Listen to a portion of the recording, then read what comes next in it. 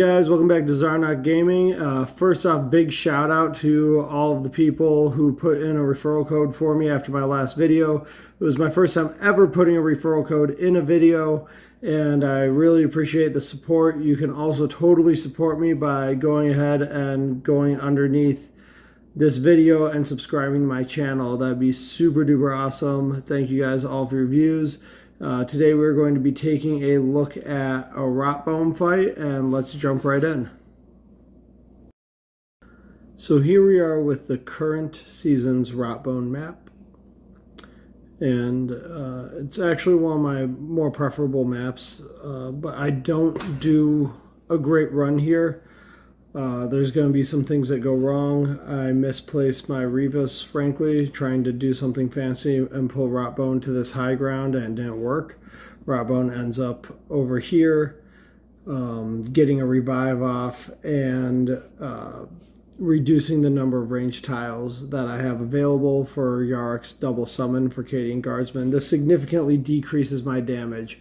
If I had popped Revis's Overwatch from the tile that Revis is in right now, generally speaking, this Blightlord comes here and dies, and this Blightlord comes here and at least goes down to 1 health, and then Rotbone depends. If you can manage to kill them both, Rotbone will come down, but you have a less chance of having Rotbone come up.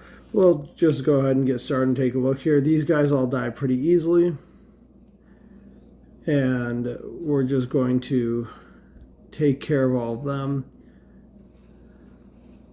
And there is the revive from Rotbone.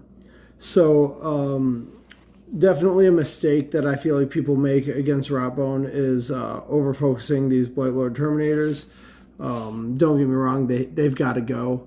But we are talking about 3 hits of power damage at 600 damage. So even if you are using D1, G3 units or something like that, you don't have to be max D2, D3. I don't have any D3 units here yet. I am using D2 units.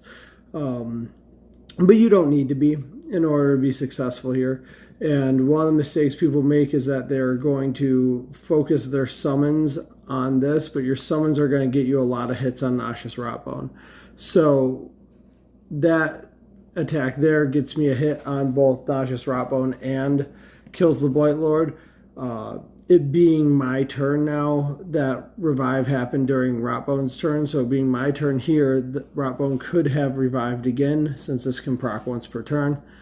And if it had, I would have ignored the Terminator for the rest of the round and let my summons kill it on the following round. You never want to summon your Yarok summons on a Blightlord Terminator, because that's going to lose a lot of hits off of Nauseous Rotbone, since each summon pulled by Yarok count for an individual hit. So we'll go ahead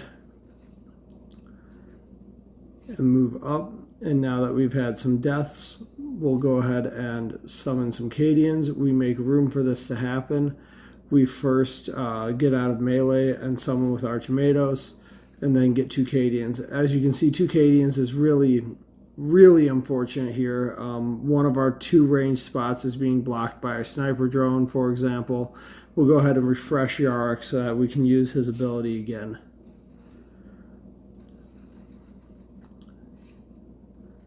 After that, you're pretty much just filling tiles and going in.